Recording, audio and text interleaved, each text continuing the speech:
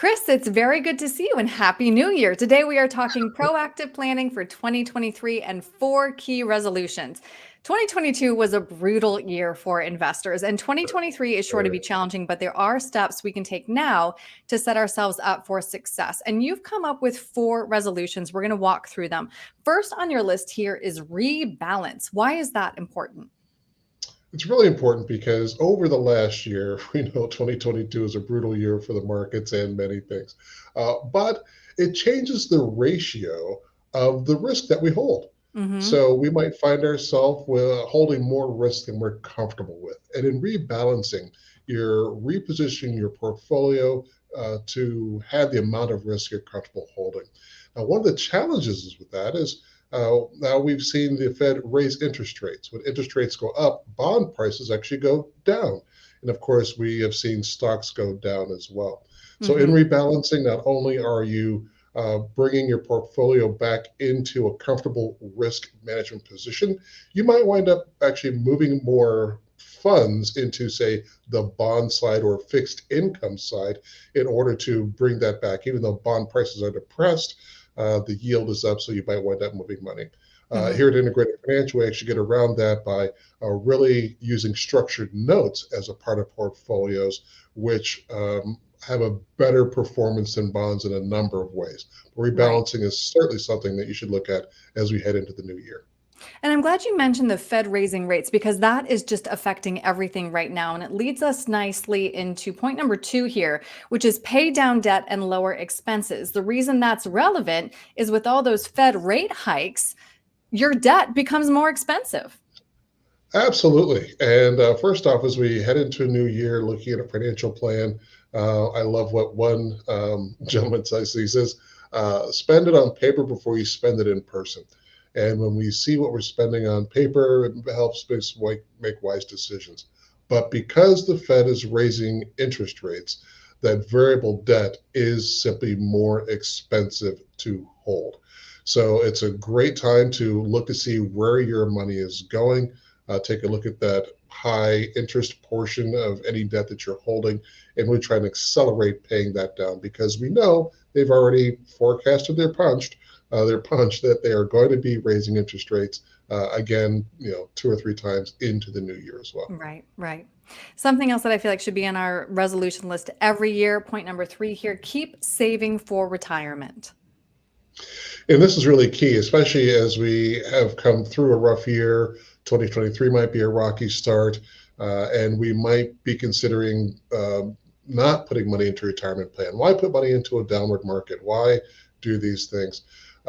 But if we don't keep looking forward, then we can start to dig ourselves in a hole that could be challenging. So we might be tempted to scale back because of inflation or scale back because of possible recession, but we want to be disciplined investors, and that does two things. One, it sets us up for success later in life. Two, even though the market's down, we're buying on sale as we continue to invest. And the third reason is the IRS is making it even easier for us to do that. They have increased the amount we can put into our 401ks and our IRAs. So it's really important to take a look at our spending, take advantage as much as we can of these increased rates that we can put away into our IRAs, our 401ks, and I love it, the Roth side of both, Roth IRAs, Roth 401ks. I absolutely love them because if you're like me, I think taxes eventually are going to keep inching upward. I would rather pay them now and not pay them in the future. Mhm. And resolution number four here, update your estate plan and beneficiaries. This is something that's very easy to do, right? But often overlooked.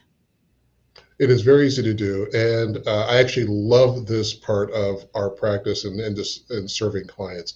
As we look at updating our estate plan, many people often think, well, that's if you have a lot of money or a lot of land or a lot of assets. We've all seen those crime shows, Aaron, where they read the was it the Miranda rights. Hmm. If you can't afford a lawyer, one will be provided for you.